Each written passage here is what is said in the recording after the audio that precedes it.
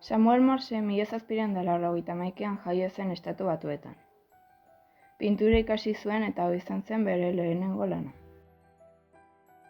Bere bizitza 1852an aldatu zen, Europara egindako bidaia batean.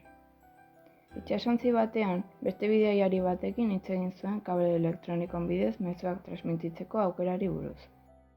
Elkarrizketa hau pizgarri bat izan zen Morserentzat, eta seinale elektronikon bidezko distantzia luzeko komunikazioan pentsatzen hasi zen, eta bere bizitzak aio horri eskaintzea erabaki zuen. Morsek urteak eman zituen elektrizitatea ikasten eta 1857an mezuak seinale elektrikoen bidez transmititzea ahalbidetzen zuen, kode sistema bat diseinatu zuen, Morse kodea izenekoa. Telegrafoaren asmakuntzak dena den bide luzea zuen oraindik aurretik. Azkenik, 1854an lehen telegrafo funtzionala sortu zuen, eta Washington eta Baltimore arteko linea inauguratu zen. Komunikazio munduari ekarpen handia egin zion, eta gizateriak konektatzeko eta komunikatzeko duen mundua aldatu zuen. Morse kodeak, letrak, zenbakiak eta sinboloak irudikatzen dituzten puntuak eta marrak dira.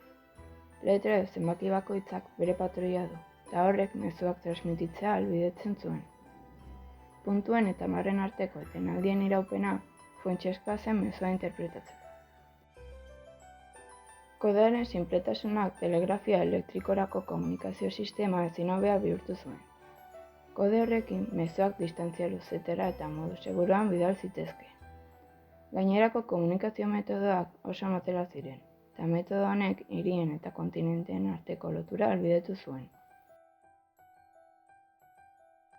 1851an Inglaterra Frantziarekin lotzea lortu zuen Calaisko pasabidetik.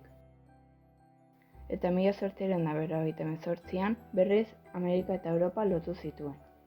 Morse kodea nazioarteko komunikazio sistema bihurtu zen, eta mundu osoan erabili zen. Mugarri bat izan zen komunikazioen historian, eta albisteen, negozioan eta mezu pertsonalen transmisio azkarra ahalbidetu zuen.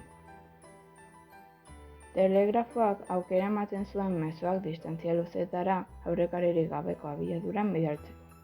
Seinaleek 100 kilometro egin zitezkeen segundu gutxiren buruan.